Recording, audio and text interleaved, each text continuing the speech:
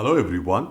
Welcome to the episode number 27 of QnA series with Suresh GP. Today we are going to talk about a very important topic called Canary deployments. Now before we begin, let's understand about various deployment strategies that exist today to deploy the piece of software into production. As you are aware, every company looks at releasing softwares at regular intervals that adopts a mechanism seamlessly from the code commit till deployment. There are three popular techniques that exist as part of the deployment strategy. Number one is Canary deployment. Number two is blue-green deployments. Number three is rolling upgrades. In this episode, we are going to talk about Canary deployments.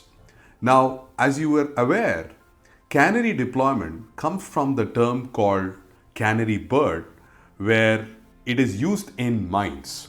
So the analogy is, if the oxygen levels are not adequate and the canary bird dies, they roll back and leave the place.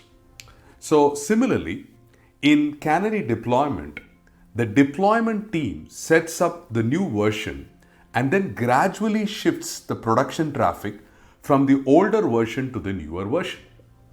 For example, at a point in time during the deployment process, the older version might retain 90% of all the traffic for the software, while the newer version hosts 10% of the traffic.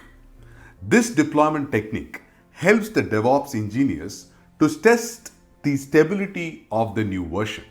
It uses live traffic from a subset of the end users at different levels that varies as production occurs. Now, Canary deployment enables better performance monitoring.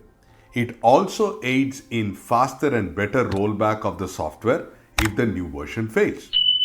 Now, what are some of those pros and cons of Canary deployment? Now, let's talk about the pros. Number one, Canary deployment allows real users or acting real users of the production environment to test the new features. Number two, no downtime while we are updating or releasing the new features. Number three, it's much cheaper in terms of infrastructural resources. Number four, rollback to the older version is made very easy. Now, what are the cons of Canary deployment or disadvantages? Number one, when limiting the number of nodes for the end user might impact the overall performance.